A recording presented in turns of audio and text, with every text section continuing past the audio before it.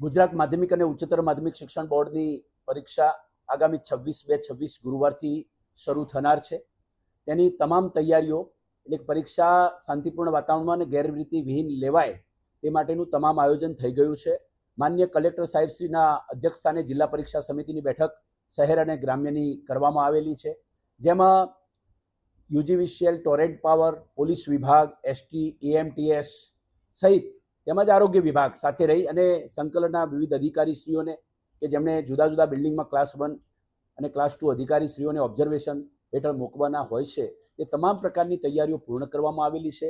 અમદાવાદ શહેરની અંદર 347 બિલ્ડિંગમાં પરીક્ષાનું આયોજન કરવામાં આવેલું છે અને તેમાં 95,688 જેટલા વિદ્યાર્થીઓ પરીક્ષા આપનારા છે. જો ધોરણ 10 અને 12નું અલગ અલગ રીતે વાત કરીએ તો ધોરણ 10ના 191 બિલ્ડિંગની અંદર જે છે 54,492 જેટલા વિદ્યાર્થીઓ પરીક્ષા આપશે. ધોરણ 12 વિજ્ઞાન પ્રવાહની અંદર 40 બિલ્ડિંગ છે અને એમાં 8152 જેટલા વિદ્યાર્થીઓ પરીક્ષા આપવાના છે. સાથે ધોરણ 12 સામાન્ય પ્રવાહમાં 116 બિલ્ડિંગની અંદર 33,044 જેટલા વિદ્યાર્થીઓ પરીક્ષા આપવાના છે. આમ તમામ રીતે જોવા જઈએ તો અત્યારથી પૂર્વ આયોજનના ભાગરૂપે સ્ટાફની નિમણૂક હોય, સ્ટાફની ટ્રેનિંગ હોય, સાથે સાથે તમામ બિલ્ડિંગ જે છે સીસીટીવી કેમેરાથી સજ્જ છે, એની ચકાસણી પણ કરવામાં આવેલી છે. આરોગ્ય વિષયક સેવાઓ માટે પણ કેન્દ્ર સંચાલકોને જે સૂચનાઓ આપેલી છે અને કિટ ફર્સ્ટ એડની તમામ બિલ્ડિંગમાં મુકાઈ જાય તે પ્રકારનું આયોજન કરવામાં આવેલું છે.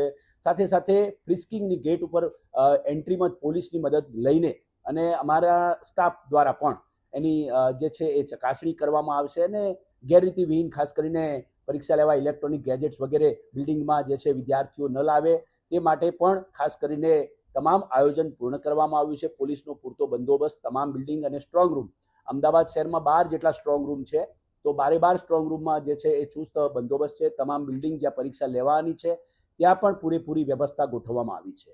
આ વખતની વિશેષ બાબતો જે છે એ પરીક્ષા સહાયક પુસ્તિકા સ્વરૂપે વિદ્યાર્થીઓને મદદરૂપ થવા માટે ગૂગલ મેપિંગ લોકેશનથી અમે તમામ વિદ્યાર્થીઓને ખાસ બિલ્ડિંગમાં અત્યારે, કારણ કે અમદાવાદ શહેરમાં ને ગ્રામ્યમાં ક્યાંક કામ ચાલતા હોય છે ત્યારે ડાયવર્ઝન આપેલા હોય છે, ત્યારે વિદ્યાર્થીઓને મદદરૂપ થવા માટે ખાસ કરીને અમે જે છે એ ગૂગલ મેપિંગ લોકેશન, બિલ્ડિંગના કેન્દ્ર સંચાલકનું નામ, નંબર તેમજ તેની જે છે સરનામા સહિતની વિગતો પણ એમને મળી જાય તે પ્રકારનું આયોજન કરેલું છે.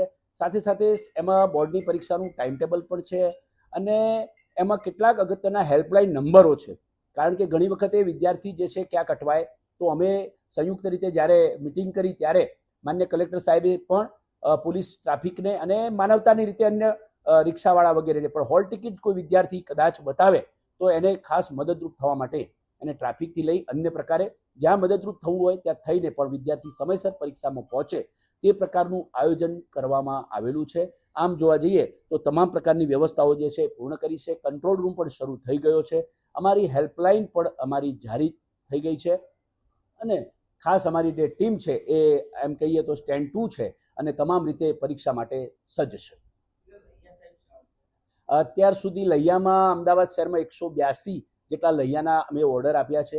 ખાસ આમાં વિશેષ અમે આ વખતે માનવતાના ભાગરૂપે અને અમારી ફરજના ભાગરૂપે શાળાઓ જે સ્પેશિયલ સ્કૂલો છે ત્યાં બાળકોને રૂબરૂ જઈને જ લૈયાની મંજૂરી આપવામાં આવે તેવું અમે શહેર ગ્રામ્ય બંનેમાં આયોજન કરેલું છે. એટલે શહેરમાં 182 જેટલા લૈયાની અમે મંજૂરી આપી છે.